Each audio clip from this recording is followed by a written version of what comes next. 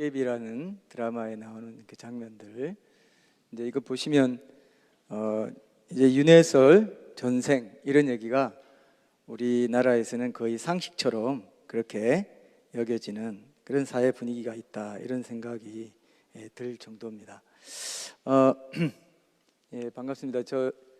우리 박영용 목사님과 함께 지금 11년째더라고요. 올해 11회, 2022년 처음부터 2012년부터 지난번에 국민일보 백상현 기자님이 강사로 오셨던 2년 전인가요? 그 기자님이 박영용 목사님 격려하시느라고 이런 말씀 하시더라고요. 이거 한국 교회사에 이런 큰 전국적인 컨퍼런스를, 그것도 기독교 변증이라는 생소한 분야를 이렇게 10년 넘게 매년 개최한다는 것은 정말 기억에 남을 일이라고 그렇게 얘기를 하더라고요. 저도 그 얘기 듣고 정말 그럴 수 있겠다. 온 교회가 전도 집회 성격을 가진 이런 귀한 집회를 이렇게 기도하면서 한마음 한뜻이 돼가지고 물질과 헌신과 여러 가지를, 시간과 에너지 다 들여서 이렇게 한다는 게 정말 대단한 일이거든요. 실제로 현장에 있어보면 그걸 더 느낄 수가 있습니다. 다시 한번 박명현 목사님 그리고 청주서문교회 장로님들과 모든 헌신하신 우리 성도님들께 정말 감사드리고 싶은 마음이 있습니다. 그래서 제가 강의하기 전에 꼭 이 말을 좀 나눠야 되겠다 생각했습니다. 자, 아까 그 전생의 나라를 구하셔서요, 이런 말을, 여러분 최근에 유명한 스포츠 스타가 결혼했죠? 아직 잘 모르십니까? 네. 김연아 고우림 목사님의 아드님이 결혼했는데, 고우림한테 전생의 나라를 구했나 할까요? 아니면 김연아 선수한테 전생의 나라를 구했다 할까요? 누구예요? 고우림. 대단한 일을 하면 야, 너 전생의 나라를 구했나 보다, 뭐 이런 얘기 하잖아요, 그죠? 그리고 뭐 신과 함께라든지 영화, 그리고 뭐 별에서 온 그대, 이런 것도 다 옛날 환생 그 주제로 한 그런 영화였고, 그래서 지금 뭐 영화나 문화적인 이런 접근뿐만 아니고 우리 일상 대화 속에도 여러분 막 자식이 속 썩이면 뭐라고 합니까?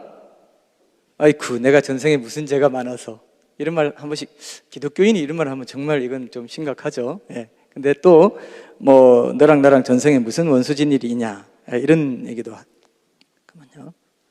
아까 우리 드라마에서 본 내용들을 지금 여기 같이 나눕니다. 근데 성경에서는 뭐라고 합니까? 히브리서 9장 27절에 보면은 한 번 죽는 것은 사람에게 정해진 것이요 그 후에는 심판이 있으리니, 이런 얘기를 합니다. 그래서 이것은 성경적으로 볼 때는 결코 용납될 수 없는 건데, 불교의 윤회설이냐 기독교의 일생설이냐, 둘 중에 하나는 거짓말이겠죠? 둘 다 진리일 수는 없어요. 그래서 오늘은 어떻게 보면 변증 전도 차원에서 이런 부분을 우리가 한번 살펴보는 또 계기가 될 수도 있으리라 생각합니다. 제가 이제 그 불교의 영혼관에 대해서 좀 살펴보려고 하니까, 불교가 소승불교와 대승불교가 나눠져 있어요. 그래서 대승불교는 한국, 중국, 일본 이런 좀 이렇게 동북아시아 쪽 이런 데 이제 퍼진 불교고요. 이거는 신적 존재자 신앙이 들어와서 기독교의 영향을 받아서 1, 2세기 그경에 이제 아무래도 이 부처는 자신이 스스로 구도자라고 했고 구원자가 아니라고 했고 신을 인정하지 않았습니다. 그리고 신도 믿지 말고 힌두교의 그 뭐 3억 3천, 뭐 나중에 더 발전해서 힌두교도 대승불교처럼 나중에 더 발전된 힌두교가 있어요. 거기 이제 3억 3천만 개의 신이 나오고, 초반에는 브라만 신, 거기도 삼위일체 신이 있고 뭐 이렇게 하니까 다 비슷비슷하니까 불교나 힌두교나 기독교나 이슬람교나 다 거기서 거기야. 이렇게 해서 종교의 하나이기 때문에 기독교만을 절대 진리라고 하는 것은 굉장히 배타적이고 독단적이고, 그래서 예수라는 분의 그 유일성을 인정하지 않는 그런 분위기가 지금 굉장히 팽배해 있고, 특별히 진화론도 배우고 뭐 여러 가지 이제 그 세속주의의 영향을 많이 받는 우리 청년 세대들, 다음 세대들은요 급속도로 지금 교회를 빠져나가고 있습니다. 정말 심각해요. 교회 안에 들어와 있는 동안에 변정적인 전도를 통해서 아하, 기독교는 종교의 하나가 아니구나. 종교의 하나가 아니면 뭘까요, 여러분? 잠이 좀 깨십니까, 이제? 잠이 확 깨셔야 되는데. 종교의 하나가 아니야? 나 절에 갈까, 교회 갈까 하다가 교회 나온 건데? 그런 분 있나요? 이 36분이 지금 비기독교는 안 믿으시는 분인데 스스로 신청해서 오셨다고 하는데, 그분들도 한번 잘 생각해 보셨으면 좋겠어요. 너무나 귀한 시간이 될 수 있습니다. 오늘 이 시간이. 부처는 신이 아니에요. 신격화 시킨 게 대승불교라고요. 5세기에 BC 5세기에 붓다가 살았고, 초기 불교, 원시 불교, 소승 불교 이걸 지나면서 대승불교가 이제 신적 존재자 신앙. 그래서 나무 아미타불이란 게, 아미타불이라는 신적 존재자를 만들어가지고, 나무라는 게 의지한다, 믿는다는 뜻이에요. 나무 아미타불, 이게 뭐냐면은 아미타불을 믿습니다. 자력 신앙으로 시작된 자력 구원을 중시했던 이 원래 불교가 타력 구원으로 넘어간, 그러면서 나무 아미타불이 나온 게 대승불교라고요. 그리고 부처님께 빌고, 부처님 상 만들어 놓고 거기 빌고 공양 드린다고 하고 연불하고 하는 이런 것들이 108번네 하면서 이렇게 연불하고 이런 것들이 다 원래 불교가 아니에요, 여러분. 오늘 바로 그 얘기를 우리가 하게 될 겁니다. 붓다가 고타마 시달타라고 하죠. 석가모니는 샤키아족의, 인도 샤키아족의 성자라는 뜻이에요. 그래서 석가를 샤키아족, 그 샤키아를 음차한 겁니다. 한자로 석가. 모니는 성자라는 뜻이에요. 석가모니가 샤키아족의 성자, 이렇게 별명을 갖고 있는데, 원래는 고타마 시달타죠. 붓다가 여러 개 있다. 신적인 붓다가 여러 개, 인간 세계에 환생해 왔다 해서 붓다가 많아요. 근데 특별히 불교를 만든 그 붓다는 고타마 붓다라고 이렇게 구분해서 이렇게 부르기도 합니다. 고타마 시달타가 원래 원명이고, 고타마 붓다는 이제 붓다 중에 한 사람이다. 그러나 이제 그 불교를 창시한 이런 의미가 있다는 정도를, 석가모니도 그런 정도로 여러분 상식적으로 이제 알아두시면 좋을 것 같습니다. 그래서 제가 이제 불교의 유교관을, 불교의 영혼관을 어떻게 좀 파악할 수 있을까 찾아봤더니, 이 원시 불교와 대승불교가 너무나 다르니까, 다 대승불교 스님 하는 말 다르고 원시 불교 붓다 하는 말 달라요. 그래서 제가 아예 이제 여기 보시면 그 인도로 간 붓다라는 책은 원시 불교를 얘기하더라고요. 붓다의 가르침을 그대로 담았어요. 굉장히 좋은 책입니다. 저 책을 쓴 누구죠? 암베드카드라는 사람은요, 뭐 미국과 영국에서 경제와 법을 전공하고 인도에서 노동장관, 법무장관까지 지냈습니다. 근데 힌두교가 그 인도 카스트 제도의 근본을 제공했다는 이유로 힌두교를 떠난, 그리고 불교로 개종한 사람이에요. 아주 똑똑한 사람입니다. 저 책이 좀 양은 좀 되지만, 붓다가 어린 시절부터 35세까지 왕국에 살다가, 왕자로 살다가 결혼하고 애까지 낳고 그렇게 살다가, 애 이름이 라울란가 그런데요, 장애물이란 뜻이에요. 내가 당시 힌두교의 그 소승들이 많고 이렇게 뭐라고 하나요? 이렇게 돌아다니면서 탁발성 비슷하게 그렇게 돌을 닦는, 말하자면 그런 사람들이 많았는데, 자기도 그게 관심이 있었던 거죠. 그래서 이제 그 생로병사 그런 데 대한 것들을 이제 못 보게 하려고 아시죠? 그 부왕이 못 보게 하고 막 그랬는데, 결국 35살에 이제 아기가 낳았음에도 불구하고 출가하게 되는, 그리고 이제 7년 후에 보리수 나무 밑에서 덕도했다 해가지고, 그게 이제 열반, 이런 해탈, 이런 얘기를 하죠. 저 책의 장점이 뭐냐 하면요, 정말 어떤 느낌이 드냐 하면은, 와, 보통 우리 한국인들이 대승불교를 믿으면서 부처님 신격화 시켜놓은 그 부처의 실체는 너무나 인간적이구나, 인간이었구나. 그냥 한 사람의 인간이었어요. 번민하고 번뇌하고 쾌락을 즐기고, 그 쾌락을 즐기는 가운데서도 뭔가 이게 다가 아닌데 하는 그런 구도자적인 어떤 타고난 기질을 갖고 있는 굉장히 멋지고 굉장히 개혁적인 사람이었습니다. 당시 힌두교가 신이란 이름으로 사람들을 혹세무민한다고 생각했어요. 신이 믿지 마라. 자기 안에서 신을 발견하는, 결국 이제 나중에 그렇게 돼 뉴에이지로 가는 거죠. 이게 자기가 곧 이제 신이다라는까지 이제 후대에 이제 발전되는 거죠. 그것이 자기를 믿더라. 신을 믿지 마라. 그리고 나도 믿지 마라 그랬어요. 부처인 나도 믿지 마라 그랬어요. 나는 구도자일 뿐이고 구원자가 아니다. 이런 얘기를 하고 있습니다. 그래서 여러분들 그 법륜 스님이 쓴 인간 붓다라는 책도 있고 저 책도 있는데 저 책이 조금 더 실체적이고 상당히 객관적으로 거의 역사서를 쓰는 것처럼 전기를 썼어요. 굉장히 좀 좋은 책이라고 생각합니다. 여러분 정말 붓다의 실체를 내가 알아봐야 된다. 왜냐하면 한국에는요 기독교와 불교예요. 사실은 여러 종교가 있다면 이슬람교라든지 힌두교는 거의 존재감이 없지 않습니까? 불교, 힌두교 요거 하나 갖고 불교에도 부처가 있는데 불교 신자들한테 전도하려고 복음 전하면요 너희들 예수 믿고 천국 간다며 우리는 부처 믿고 천당 가. 우리한테 뭐 얘기하지 마. 그래요. 전혀 부처가 가르친 게 아닙니다. 이게 큰일 난 거예요. 다 속이고 있어요. 다 속이고. 너무 안타까운 일이에요. 부처 스스로 그랬는데 신격화 시켜놔버렸어요. 왜? 인간은 신을 찾고자 하는 본능이 있기 때문에 신적 존재자 신앙이 없이는 종교가 대중화 될 수가 없다. 그렇게 생각한 거예요. 원효대사다 뭐다 다 우리나라의 대승들도 다 그 생각한 거예요. 조선시대 승유배불정책 500년 동안 불교가 탄압받았지만 그래도 살아남았잖아요. 그죠? 고려시대에는 그 숭불정책이었죠. 그죠? 어쨌든 그래서 저 책을 이제 불교가 원시 불교로 붓다가 직접 가르친 영혼관이고요. 불교의 영혼관, 저거는 TV BTN이라는 불교 방송에서 불교 TV에서 했던 그 내용들 중에 이제 종범 스님이라고 강의한 걸 제가 들었습니다. 왜냐하면 이게 도저히 여러 이론을 보다 보니까 도저히 갈피를 못 잡겠어요. 다 이 사람도 말 다르고 저 사람 말 달라요. 예. 그래서 아예 딱 안베드카르, 그 다음에 대승불교는 종범 스님, 이분들이 이런 얘기했다. 이렇게 얘기를 했습니다. 제가 강의 안에는 자세히 적어놨어요.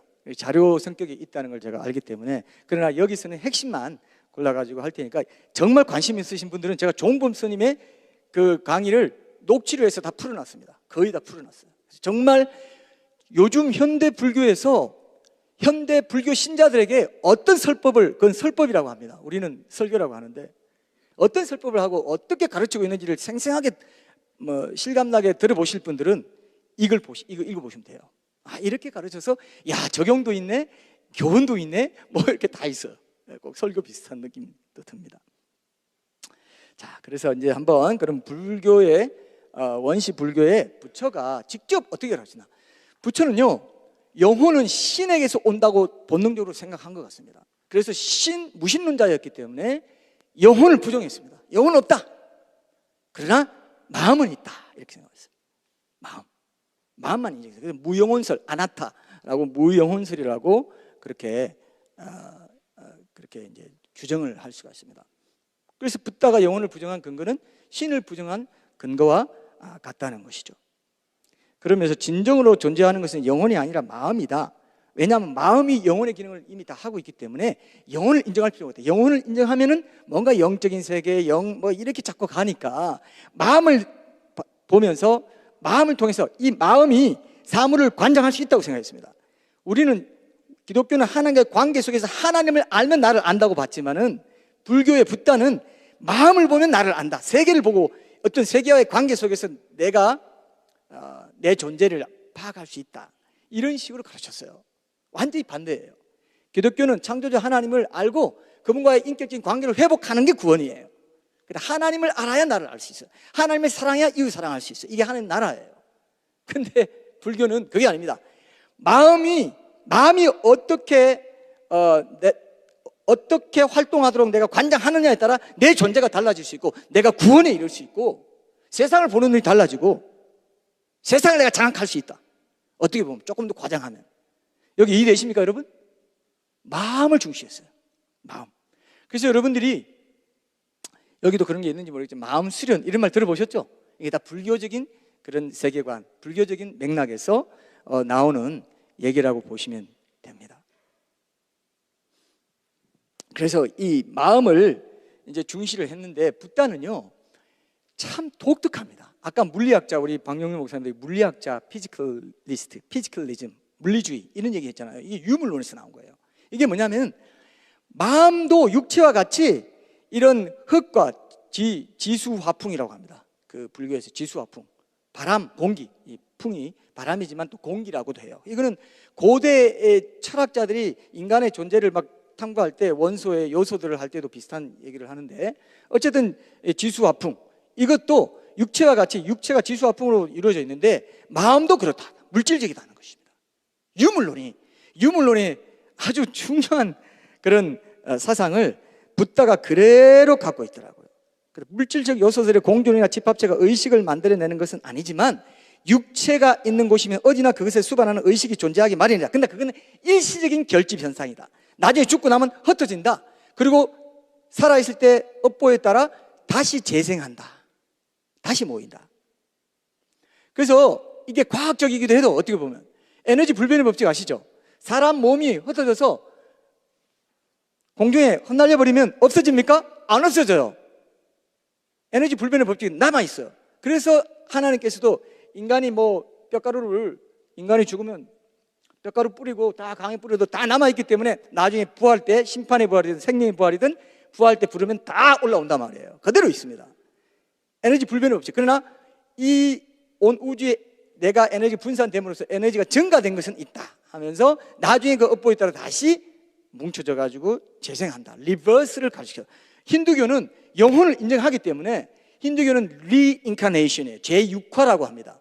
여기서는 재생이라고 해요. 그게 달라요.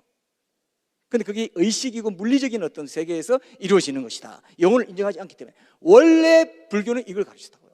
근데 나중에 대승불교가 되면서 영혼도 들어오고, 여기 종국 스님 얘기는 아뢰야식이라는 게 있는데, 이거는 영혼이, 어떤 한 영혼이 본질적으로 갖고 있는 거고 다음 생에도 계속 이어지는 거다, 이렇게 가르쳐요.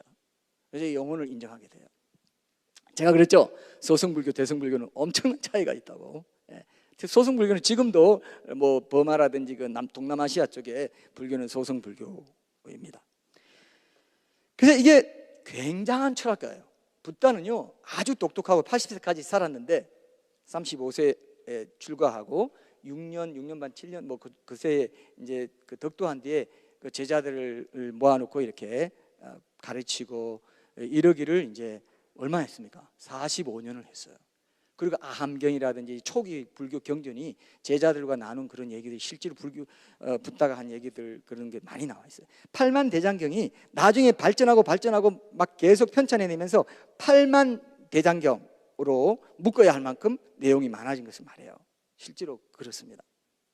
그래서 인간의 마음을 모든 것의 중심으로 보고 어떤 그런 마음이 사물에 선행하고 사물을 지배하고 만들어낸다. 마음을 완전히 파악하면 모든 사물을 파악하는 이런 뭐라고 할까요? 이걸 참 이게 함부로 말하긴 그런데 어떤 여러 철학의 어떤 원류처럼 느껴지기도 했습니다.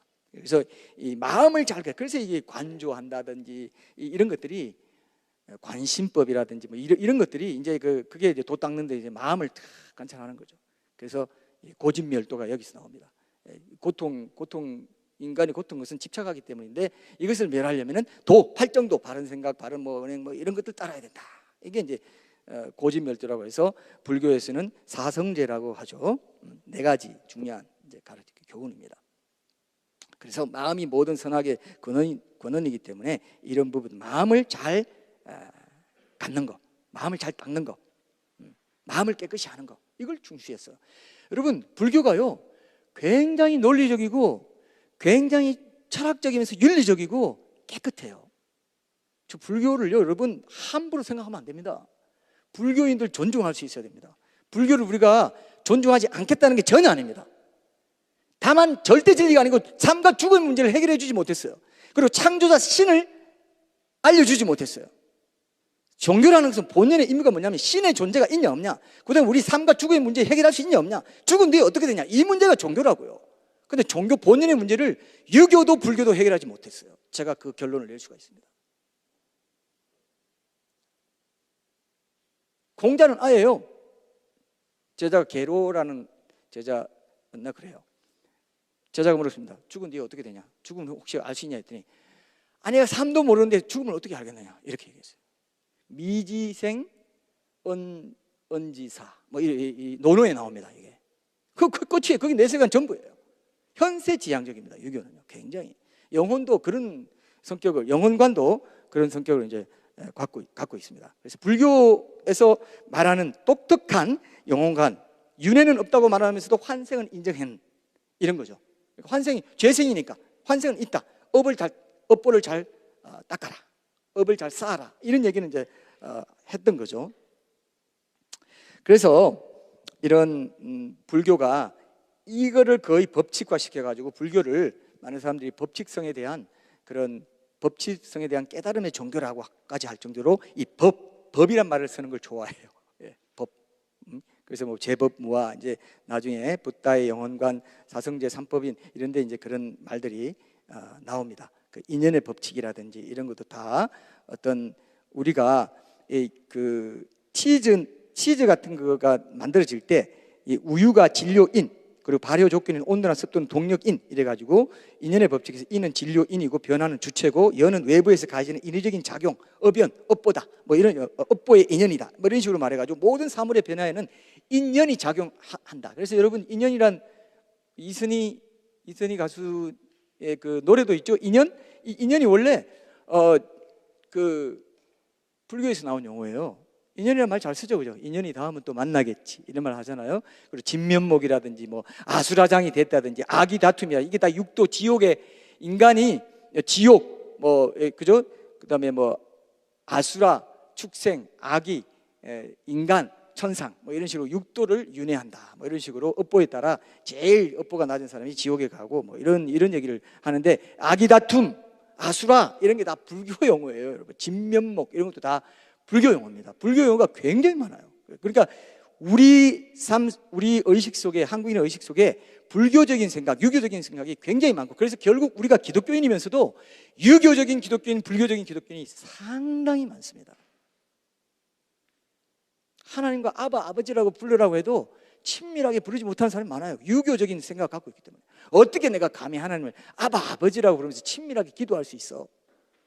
이런 생각 때문에 기독교 신앙이 또 왜곡되기도 하고, 그래서 말씀을 깊이 묵상하고 말씀을 바로 배우고 올바른 기독교 신앙에 서는 게 얼마나 중요한가, 구원받는 신앙에도 참 중요하다, 이런 생각을 저는 많이 이제 더 하게 됩니다. 그래서 이 영혼의 기능을 아까 여기 보시죠, 여러분. 영혼의 기능을 가진 마음을 실현한 것이 불교의 핵심이다. 그래서 불타는 영혼의 환생을 믿지 않았습니다. 영혼의 환생, 물질의 환생, 그죠? 에너지 불변의 법칙, 제가 아까 다 이렇게 말씀드린 것입니다. 예. 그래서 사성계라든지 뭐 이런 것들도 여러분 나중에 이런 것 제가 이제 다 말씀드린 거고요. 뭐 재행무상 이런 것도 다 여러분 보시면 무주 삼라만상은 어느 하나도 영원 불변한 것이 없다라는 재범무화, 또 일체계고 모든 걸 고통, 뭐 그리고 열반, 적정 이런 식으로 여러분들이 이제 그 불교에 대해서는 어느 정도 상식적으로 알고 있는 내용들을 한번 그 정리할 필요가 있고요. 윤회가 곧 고통이고 또 집착이 윤회의 원인이다. 또한 윤회가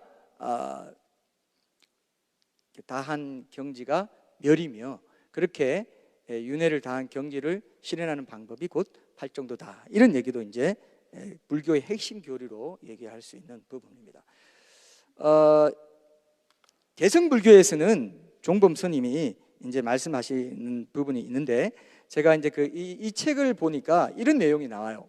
여기 보시면 색불이공, 공불이색, 색즉시공, 공즉시색, 수상행시, 역부여시. 이게 색은 공과 다르지 않고 공은 색과 다르지 않다. 색이 곧 이 공이요, 공이 곧 이 색이다. 수와 상과 행과 식도 역시 이와 같다.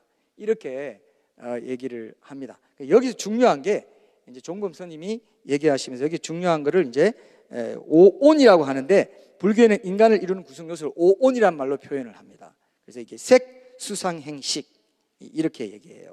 색이 이제 물질적인 육체를 말하고요. 아까 지수화풍이라고 한 그 물질적인 부분을 색이라고 했고요.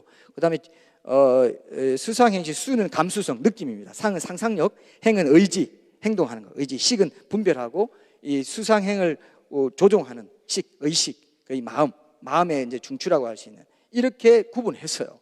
이건 좀 어느 정도 기독교 용어하고 비슷합니다. 하나님의 형상이라는 것은 지성, 감정, 의지를 말하는데, 이것이 이제 지성, 감정, 의지의 차원에서 이렇게 대승불교에서는 영혼의 그 영혼관을 이렇게 정립하고 있더라고요. 아, 이런 것들은 또 좀 비슷한 맥락이 있구나 이런 생각을 했습니다. 이 종범 스님은 중앙성가대 불교학과 교수와 총장을 역임하셨고 상당히 공부를 많이 하신 학자 스타일의 스님이세요.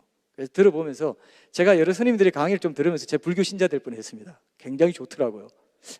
여러분 별로 그렇게 아무 느낌이 없으십니까? 이걸 잘 들으면요, 그분들의 종교관과 진실한 인격과 이런 걸로 잘 이렇게 설명하면은 혹하게 돼 있는 게 종교 분야예요. 다른 분야도 뭐 또 그런 게 있습니다. 그러나 여기 와서는 이런 말 들었지만 다른 데 가서 그럴듯하게 얘기하잖아요. 사람이 하나님의 형상이기 때문에 어떤 인덕이 있고 뭔가 당기는 게 있다고, 매력이 있다고요. 그런 얘기를 잘 풀면은요, 또 이런 분들이 윤회가 어떻게 사실인지를 400년 전에 자기 생을 얘기하면서 기억하는 칠레의 어떤 소년이 있었다, 실제로 400년 전에 역사 인물에 그런 인물이 있더라, 뭐 이런 게 막 그 사료로 막 제시되고, 뭐 러시아에서, 이 인도네시아에서 사는 사람이 러시아에 사는 사람 한 몇 년 전에 죽은 사람하고 같은데 내가 빨리 집에 돌아가야 돼 해서 갔더니 그 사람 만나가지고 어땠다, 이런 얘기가 막 스님들이 막 얘기해요. 아주 과학적이고 아주 확실한 증거가 있다 하면서. 그러면 어떡해요?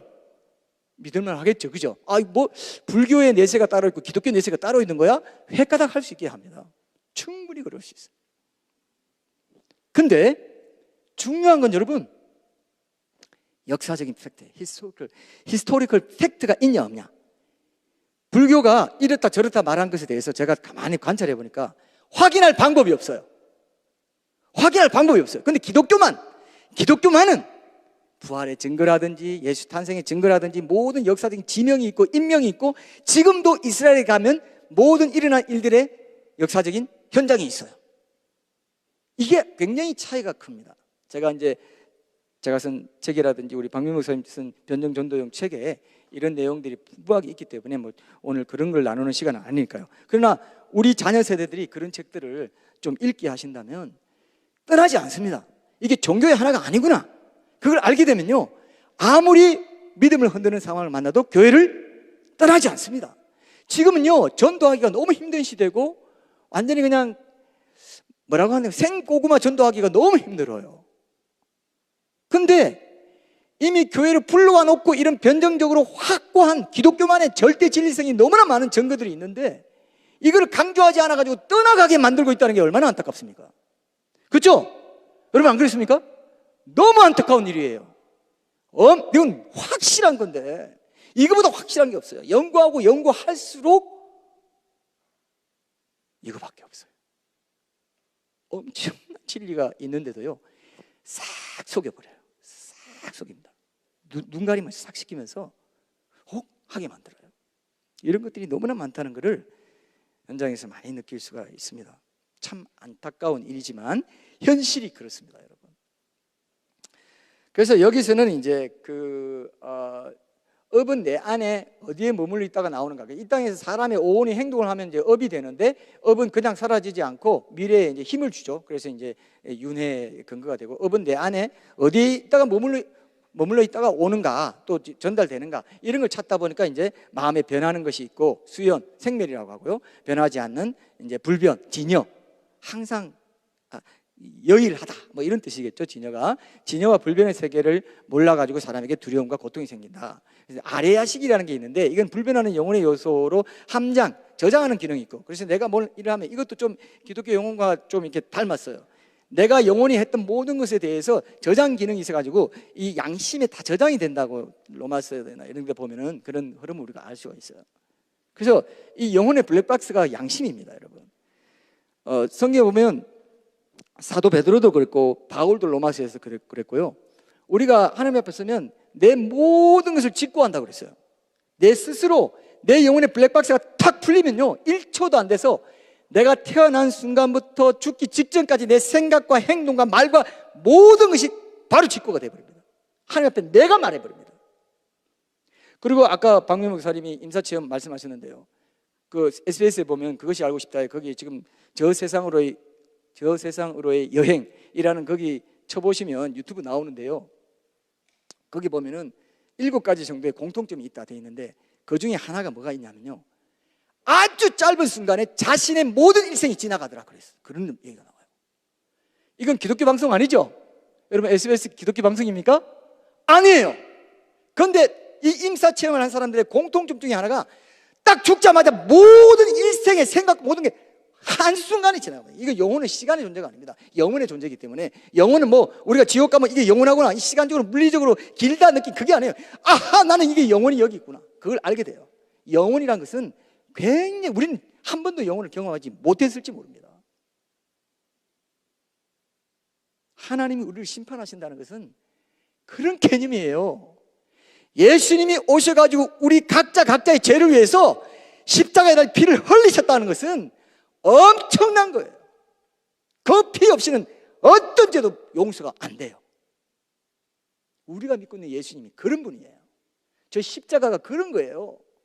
모든 사람이 한 번은 지나가야 될 길이라고요. 저게 불교인이든 이슬람교든 힌두교는 다 왜? 예수님 자신이 창조주 하나님 그 자신이기 때문에. 이게 엄청난 비밀입니다.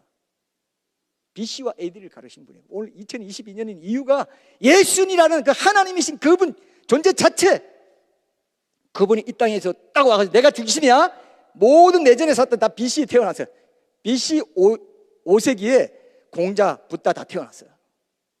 그리고 그 AD 주후 Anno Domini in the years of the Lord, 주후에 before Christ, 그리스도 이전에 다 태어났고 이후에 다 태어났어요. 이게 역사적 히스토리컬 팩트라는 겁니다. 이게 종교입니까, 여러분? 2022년 불교인들도 공산주의자들도 무신론자들도 다 2022년 자기 생일 다 갖고 있어요. 예수라는 분을 중심으로. 출생신고할 때 2022년 1월 8일에 태어났습니다. 좀 출생신고서 써주십시오. 그때 나다 예수를 고백하고 있다고요. 결국 마지막 때 심판대가 되면 모든 무표로 예수 이름에 꿇게 하시고 모든 입으로 예수를 주라 시인하게 하시다. 믿습니까, 여러분? 이게 우리가 믿는 기독교라고요. 종교의 하나로 그냥 두신 거예요. 왜냐하면 이 땅에 살면서 조직적이고 어떤 전통을 갖고 규모를 갖고 교훈 체계가 계속 이어져야 되니까 종교라는 형식을 갖게 했을 뿐입니다. 파스칼이 진짜 다이아몬드가 꼭 하나 있기 때문에 가짜 다이아몬드들이 있다고 한 것처럼 진짜가 꼭 하나 있기 때문에 가짜들이 있다고요. 가짜들의 존재 근거는 진짜라고요. 진짜 종교가 하나 없으면 있을 수가 없습니다. 사이비라는 것은 비슷하지만 아니라는 거거든요. 사이비도 있을 수 없어요.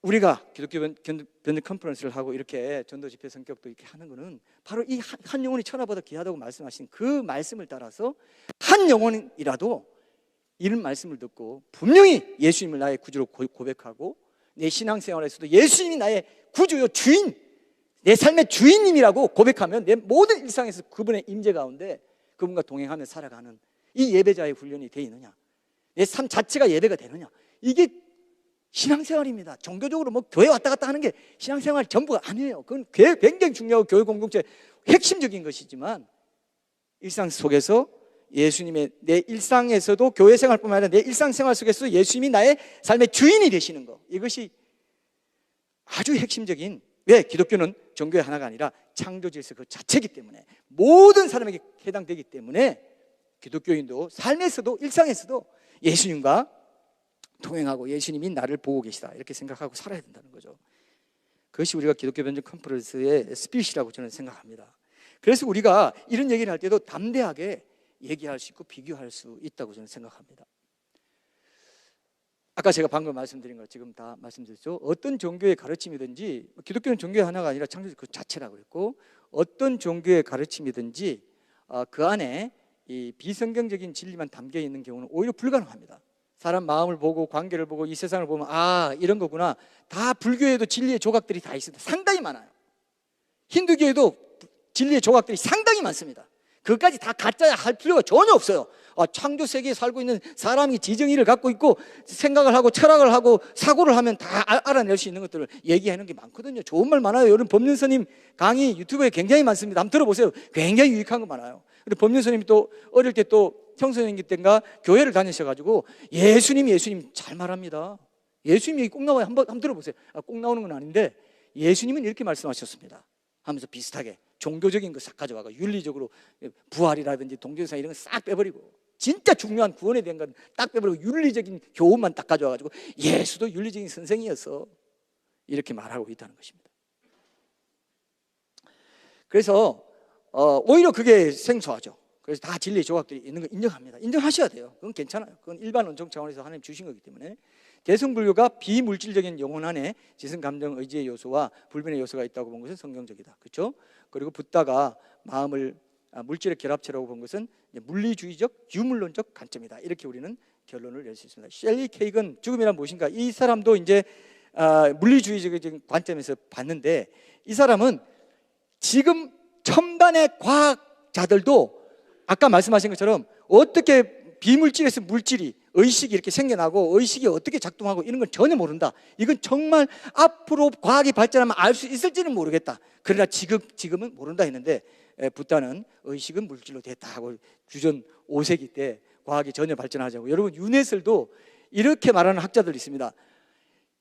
다윈 때 진화론, 그 광학 현미경 정도의 그런 진화론, 그런 그 과학 도구로 얼마나 지금 전자 현미경이라든지 첨단 현미경으로 세포의 존재라든지 세포가 얼마나 조직적으로 잘 희한하게 신비롭게 첨단적인 어떤 공장이 있고 고속도로가 있고, 세포 하나에 여러분, 세포 하나에 공장이 있고 고속도로가 있고 불 켜주는 게 있고 뭐 다 있어요. 그 리스 드로베리 쓴 그 창조 설계의 비밀 이런 책에 보면요, 아주 자세하게 그게, 아니 세포 하나에 엄청난 공장이 들어있어요. 아까 뇌가 아까 어느 정도만 이렇게 밥만 먹어주면 몇 칼로리만 있으면 다 돌아간다 했잖아요.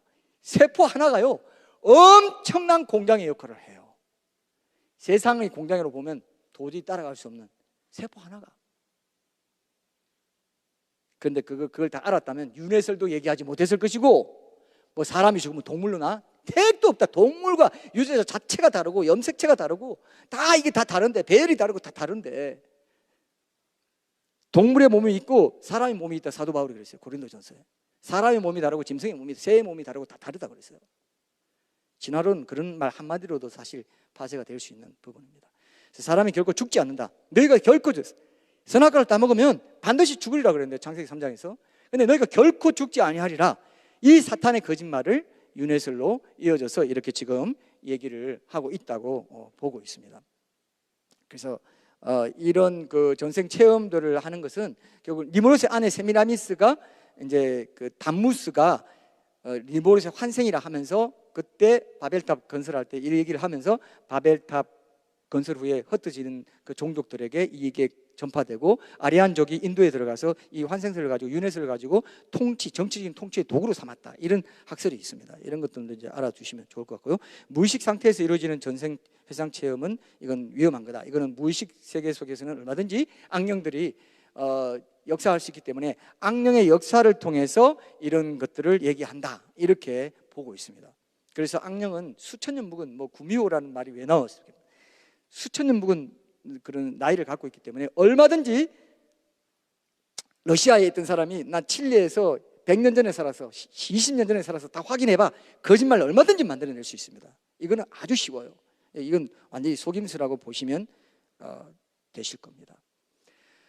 이 안점식 세계관을 분별하라, 이런 부분들은 여러분 나중에 이 강의 보시면 우리가 똑같은 말들을 하고 있습니다. 사탄은 수많은 순환론적인 사상들을 통해서 역사함으로써 우주의 시원, 창조, 그리고 종말에 대한 의문을 회피하도록 유도해 왔어요.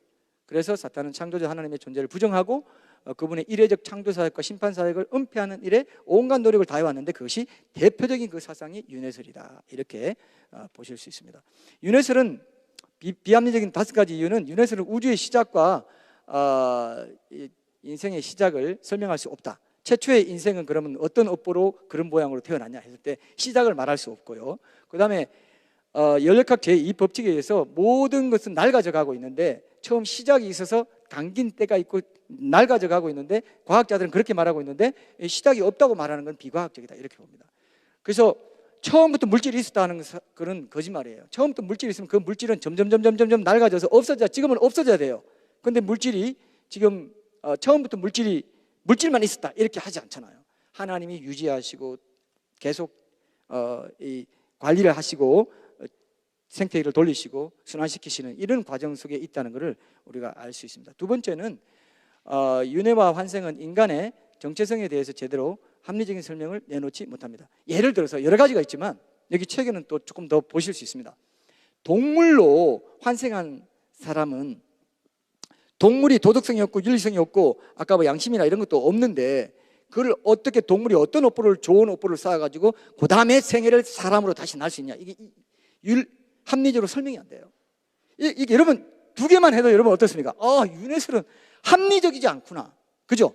이치에 맞지 않다는 건 그것만으로도 진리가 될 수 없다는, 객관적으로 봐도. 그 다음에 윤회설에서는 누가 각 사람의 업보에 따라 윤회를 결정하는가에 대한 구체적인 제시가 없습니다. 그 이제 대승불교에서는 염라대왕을 만들었어요. 그래서 사람이 죽으면 중류라고 해가지고 중류 상태에 있다가 천상으로 갈지 지옥으로 갈지 육도 중에 하나로 이제 판단을 받는다는 얘기를 해요. 근데 그때 염라대왕이 이제 7일마다 한 번씩 재판을 해가지고 7번 재판해가지고 이제 가는 것이 결정된다 하기 때문에 49제가 나온 거예요. 49제 아시죠? 49제를 잘해야 된다. 그래야 우리 조상들이 좋은 데가, 뭐 이런 개념이 있는 거예요. 여러분. 이게 다 윤회설에서 나왔습니다. 그리고 윤회설은 실제적인 인구 통계나 아기 수를 볼 때도 전혀 개연성이 없어요. 왜냐하면 개나 소나 쥐나 이렇게 새 나갔다면 악인이 점점 줄어들어야 되죠. 제 말 이해했습니까? 악인은 동물로 태어난다면 사람 인구수가 줄어들기도 해야 되잖아요. 악인이 더 많아 보이는데, 그죠? 그런데 안 줄었어요. 인구는 점점점 늘어났어요. 객관적으로 볼 때 이런 점도 우리가 지적할 수 있다는 거죠.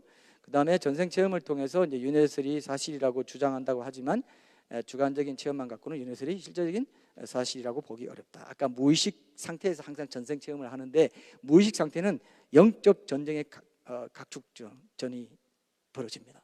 그건 귀신들이 역사하는 곳이기 때문에 이제 이거는 불교인들에게 기분 나빠라고 하는 소리가 아니고, 실제로 의사들이나 힌두교인들도 전생을 기억한다는 것은 그건 가짜다, 그건 귀신 들린 현상이다. 힌두교 지도자들이 그런 말 해요.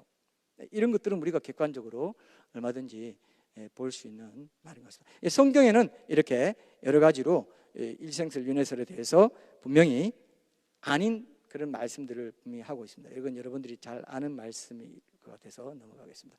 유교는 이제 인간은 이와 기로 구성되어 있고, 이는 하늘로부터 부여받는 본성적인 측면이고 기는 홍과 백을 말한다. 그래서 사람이 죽으면은 이는 하늘로 돌아가고 육체적 측면인 백은 땅으로 가면 혼백이라고 하죠. 그래서 정신적인 측면은 혼은 그런 하늘과 땅 사이에서 일정 기간 머물다가 사라진다. 일정 기간 머물기 때문에 4대 제사만 드리면 된다든지 뭐 이런 식으로 얘기를 하는 게 이제 나온 것입니다. 그래서 성리학이 이제 그 우리나라의 유교의 성리학이 굉장히 중요한 그 유교 철학이었고, 그 이기 이원론, 이기 이원론 하는 게 다 이기 저게 다 이런 영혼관과 관계 있는 얘기예요. 이는 본질이 변하지 않는 어떤 것이다. 뭐 이런 식으로 이제 얘기를 하는, 이는 하늘로 올라가고, 그래서 영혼이, 동물은 땅으로 가고, 전도서에도 나오죠.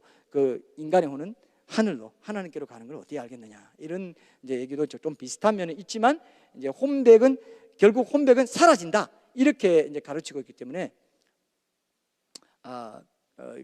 우리가 기독교적으로 볼 때 찬성할 수 없는 부분이 분명히 있습니다. 특별히 이제 제사 같은 경우가 주자 가래에 이제 그 유교 성리학자였어요. 주자도 그 성리학자가 그 예법, 인이 예지신, 이것이 이제 유교는 윤리적인 측면, 현세 지향적인 예를 갖추는 거, 이런 것도 중시했기 때문에 조상에 대한 예도 갖춘다 해가지고 제사가 나온 거거든요. 근데 이게 이제 한국인들의 생활과 문화 속에서는 제사를 통해서 조상들이 죽지 않고 살아있는 그런 차원이고, 제사가 이 사회적으로, 여기 아까 봤죠? 유교는 현세 지향적이고 합리적인 종교, 공자는 사람이 죽은 후 내세를 경험한다는데 회의적이고 불가지론적이었어요. 아까 노노 얘기 제가 말씀드렸죠. 근데 성경은 하나님 형상으로 지어진 영혼이 불멸한다고 이제 가르치고 있습니다. 그죠? 유교의 영혼과 불교와 달리 사람의 기가 다하면 소멸된다고 주장하는 유교의 영혼과는 비성경적이죠. 땅의 티끌 가운데 자는 자 중에 많은 사람이 깨어나 영생을 받는 자도 있겠고, 수치를 당하시 영원히 부끄러움을 당할 자도 있을 것이며, 영원히 산다 그랬죠. 나는 부활이요 생명이 나를 믿는 자 죽어도 살겠고 무릇 살아서 나를 믿는 자는 영원히 죽지 아니한다 했죠. 그들은 영벌에, 의인들은 영생에 들어간다. 이렇게 딱 대꾸가 되기 때문에 지옥에서 영원한 벌, 사람이 살아서 영원한 벌을 당하지 않으면 천국에서 영원히 생명을 누리지 못한다고까지 말할 수가 있어요. 그래서 JP 몰랜드 같은 분은 인간이 죽어서 영원히 의식적으로 살아있지 않고 없애버리는 것은 인간을 내재적인 본질적인 존재로 대하지 않고 뭐라고 하나요? 도구적인 가치로 대하는 것이기 때문에 절대로 그런 일은 없다. 아이고 내가 보기 안쓰러워, 영혼이 어떻게 고통당을 내가 봐 하고 안 하면 안 된다는 거죠. 인간의 자유의지를 줘가지고 스스로 선택하게 했기 때문에 그 선택한 그 자유를 없애버리는 거, 멸절시키는 것은 하나님이 절대로 하시지 않는 일이다. 이렇게 철학적으로, 기독교 철학적으로도 이걸 조명하기도 합니다. 근데 안식교 같은 데서는요, 실제로 영혼이 없다고 그러죠. 잠자니라, 스테반이 잠자니라, 잠들다 뭐 이런 걸 얘기하면서 인간이 죽으면 영혼이 천국 가고 지옥 가고 택도 없다. 인간이 죽으면 무의식 상태에 딱 빠져가지고 아무것도 없는 상태에서 있다가 예수를 믿지 않고 생명을 이 땅에서 예수 믿지 않은 사람들은 심판의 부활로 영혼이 죽어 없어지고 영혼 멸절이 되고, 그 다음에 그때 예수님 재림하실 때 영생의 능력을 예수님이 살아있는 믿다가 죽은, 완전히 이제 없는 존재로 있던 그 믿다가 무덤 안에 완전히 의식도 없고 아무것도 없는 잠자는 그 영혼을 깨워가지고 영생의 능력을 부여하는 거다. 안식교에 이렇게 가르쳐요. 그리고 기독교인들 중에도 이렇게 가르치는 사람들이 지금 있습니다. 영혼이 없다는 그 얘기예요. 한마디로 영혼 멸절서는요, 지옥 없다는 얘기예요. 예수님이 그렇게 피 흘려 안 죽어도 되는데 뭐하러 그렇게까지 죽어, 이렇게 하거나 마찬가지예요. 안식교나 기독교 안에서도 존 스토트 같은 분들은 영혼 멸절서를 주장했죠. 여동생이 믿지 않고 죽었다는 것 때문에 그랬다는 뭐 그런 얘기도 있고 한데, 상당히 존경받는 복음주의자들 중에도 영혼 멸절서를 주장하는 그런 경우가 있습니다. 이건 뭐 참고로 보시면 되고요. 세상 사람들이 제사하는 것은 귀신에게 하는 것이다. 무릇 이방인이 제사하는 것은 귀신에게 하는 것이요, 이렇게 얘기했죠. 타락한 천사들인 악령들이 죽은 사람의 영혼인 것처럼 귀신 흉내를 낸다. 제사상에 차리는 음식을 먹지 않는 게 성경적이다. 왜냐하면 우상의 제물을 먹는 것, 이거는 성경적이지 않다. 구약 시대의 이스라엘에서는 이제 제물을 드린 자와 제사장이 이제 함께 이제 그 고기를 같이 먹었어요. 그래서 이 사도 바울이 이런 말 합니다. 시장에서 내다 파는 거, 그거는 제물인지 아닌지 묻지 말고 먹어라. 그러나 제사 드리는 그 현장에서 바로 제물을 들은 걸 내려와 가지고 현장에서 먹는 건 안 된다, 이렇게 얘기했어요. 왜냐하면 그 성경적인 원리가 저렇게 제물을 올려가지고 같이 제사장 먹는 것은 그 제물에, 제사에 참여하고 하나님과 연합됨, 하나됨을 뜻하는 것인데, 귀신에게 제사한 그 음식을 그 현장에서 그리스도인이 먹는다, 그건 귀신과 하나됨을, 연합함을 의미하는 것이 될 수 있기 때문에 우상의 제물을 먹지 말라 했다라고 보는 그런 시각이 있는데, 저도 여기에 동의를 합니다. 개인적으로 아니라고 하는 사람도 있지만, 사도행전에 보면요, 그 이방인들이 뭐 할례 받아야 되냐, 뭐 해야 되냐 이런 얘기로 막 첫 번째 예루살렘 제1회 예루살렘 공의회가 열렸을 때, 그때 이런 말 합니다. 피채 먹는 거랑 우상의 제물이랑 뭐 음란이랑 이런 거 빼고는 괜찮다, 이런 식으로 얘기한 거예요. 예, 그래서 우상의 제물은 신약 시대에도 먹지 않는 게 맞다. 그러나 그것이 뭐 어디서 먹었는지 그건 모르고 뭐 어떻게 되는지 뭐 그 현장에 있지 않고 모르는 상태에서 할 때는 그냥 묻지 말고 먹어라. 그러나 알게 해주면 먹지 마라. 양심 더러워질 수 있으니까. 이해됐습니까, 여러분? 예, 이런 것들을 빨리 끝내라고 이렇게 하는 느낌이 있습니다. 자, 곧 끝내겠습니다. 어쨌든 이런 부분은 상당히 중요하고요. 우리가 한번 생각해야 봐야 될 그런 문제라고 생각합니다. 이런 것도 여러분 상식적으로 좀 아는 것 같아서 보시고, 영혼과는 이제 마지막으로 좀 말씀드릴게요. 여호와 하나님이 창세기 이제 2장 7절에 보면은 여호와 하나님이 그 땅의 흙으로 사람을 지으시고 생기를 그 코에 불어넣으시니 사람이 생명이 되니라 그랬습니다. 여호와 하나님이 땅의 흙으로, 이게 몸입니다. 그죠? 영혼관 몸이죠. 아까 색, 스상, 행식, 뭐 불교는 이랬는데 사람을 지으시고 생기, 이게 이제 하나님의 영으로 봅니다. 제가 결론을 말씀드릴게요. 시간이 없어서. 그 코에 불어넣으시니 사람이 생명이 되냐. 이건 영이 아니에요. 원래 원어적으로 봐도 영이 아니에요. living soul이라고 되어 있습니다. 킹제임스 버전이나 이렇게 보면은 living being이라고 NIV는 되어 있지만 living soul이 맞아요. 이게 이제 어디서 그 soul이 맞는가, 이런 것들은 이제 우리가 찾아볼 수 있는데, 기록된 바, 저기 보세요. 기록된 바 첫사람 아담은 생명, 푸시케는 이게 네페시가 프시케는 혼입니다. 헬라어로 생명이 되었다 함과 같이 마지막 아담은 살려주는 영, 푸뉴마, 영이 되었다. 살려주는 영이 되었다. 예수님이죠. 이게 이제 푸뉴마고 하나님의 영, 하나님의 생기가 이걸로 번역이 된 겁니다. 이 부분 기록된 바가 이게 창세기 2장 7절을 말해요. 그래서 이거를 헬라어적으로 재해석한 것이 여기서 생명, 그것은 비식게 혼을 말했구나. 그리고 살려주는 영이 되었다. 이거 푸뉴마구나. 하나님의 생기는 하나님의 영을 말했구나. 이걸 알게 된 거죠. 그래서 바울이 이 구절에 있는 생명을 혼으로, 그리고 마지막 아담 예수님을 가리키는 살려주는 영은 영으로 기록했습니다. 이 대목에서도 창세기 2장 7절에 생명은 살아있는 혼이고, 그리고 이제 창세기 2장 7절 생기는 하나님의 영이었구나. 그러니까 노아 시대에 타락했을 때 내 영이 사람들과 함께 하지 않겠다 할 때도 똑같은 말이에요. 이런 의미로 봤을 때 영이 떠난다, 이런 의미로 우리가 3분설이 더 맞다, 이렇게 저는 이제 봅니다. 요거는 뭐 그렇게 여러분 궁금하신 분들은 다 찾아보시면 2분설, 3분설, 영혼과 몸. 근데 여러분 그거 아세요? 성경에요 영혼이란 말 없어요. 제가 지금 이상한 말 합니까? 자, 끝으로 약당사를 해야 되겠어요. 성경에 영혼이란 말 없습니다. 내 영혼이 뭐 하오니 마리아가 뭐 내 영혼이 많은데 다 원어 찾아보면 혼이거나 영이거나 같이 섞어서 이렇게 말하지만 잘 보면은 내가 옛사람을 버리고 새사람을 취하라, 너희가 자기를 부인하고 내 십자가를 따르라 할 때 자기를 부인하기 위해서는 주와 합하는 자는 한 영이라. 성령님이 내 안에 들어오셔서 내가 거듭나고 내 거듭난 영이 내 혼을, 내 자아에 속하는 이 혼을 제어하고 컨트롤 해가지고 그 사람을 컨트롤 해가지고 내 육을 통해서 속사람이 드러나도록 하는 것이 자기 부인의 십자가 제자더라고요. 육신의 소욕을 따르지 않고 성령의 소욕을 따라 살기 위해서 육신의 소욕을 따르지 않고 내 혼, 내 자아를, 자기를 부인하라 할 때 그 부인하는 주체는 내 영이라는 것입니다. 그래서 저는 영과 혼과 육이 3분설이 더 성경적이다. 그리고 성경에서 성전들과 성소, 지성소로 나누는 거 보고 또 뭐 이렇게 삼층천, 이런 첫째 하늘, 둘째 하늘, 이런 걸 봐도 모든 것이 삼일체 하나님, 영혼, 육, 영, 그 다음에 육으로 오신 그리스도, 혼 느끼게 하고 예수님 2000년의 예수님을 지금 느끼게 하시는 그런 성령님, 이게 다 영혼 육의 관계 속에서 하나님의 형상으로 지어진 것이 영혼 육에도 반영된 것이다. 저는 그렇게 개인적으로 보고 있습니다. 뭐 여러분 동의 안 하셔도 됩니다. 이게 마지막입니다. 여러분 아까 제가 말씀드렸죠. 불교나 유교나 이슬람교에도 창조주 하나님이, 유교도 천을 인정했지만 비인격적인 개념도 들어가 있습니다. 상제, 천. 그러나 이슬람교는 알라지만 삼일체 하나님이 아니에요. 삼일체 하나님이 아닌 사랑이신 분일 수가 없습니다. 사랑이 창조 질서이기 때문에 서로 사랑하는 존재는 남자와 여자를 만들고 사랑하는 존재로 이렇게 살아가는 것을, 사랑의 창조 질서를 봤을 때는 알라는 단일신이기 때문에 사랑일 수가 없어요. 사랑은 상대방이 있어야 사랑이 성립되거든요.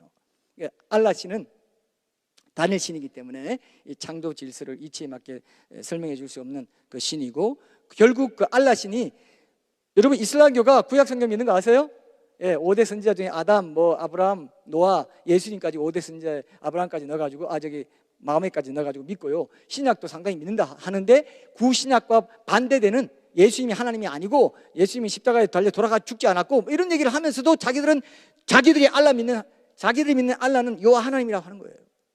어쨌든 간에 종교 인구로 봤을 때 온 인류가 제일 많이 이 신은 창조주 신이라고 반이 넘는 50억이 넘는 35억이 넘는 사람들이 어쨌든 믿고 있는 존재는 기독교의 하나님이고, 그 하나님이 곧 예수님으로 사람이 되어 오신 분이라고 믿는 게 기독교라고.